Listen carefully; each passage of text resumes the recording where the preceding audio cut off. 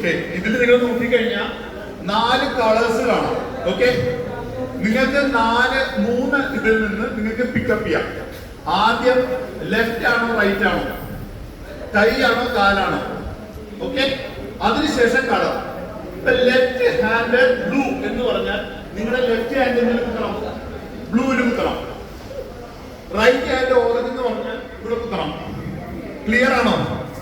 Clear ആണല്ലോ? സംശയമുണ്ടോ? ഇതില് ഇതുവരെ ഗെയിമിൽ കളിക്കാത്ത ആൾക്കാരുടെ ഫ്രണ്ടിലേക്ക് വന്നേ.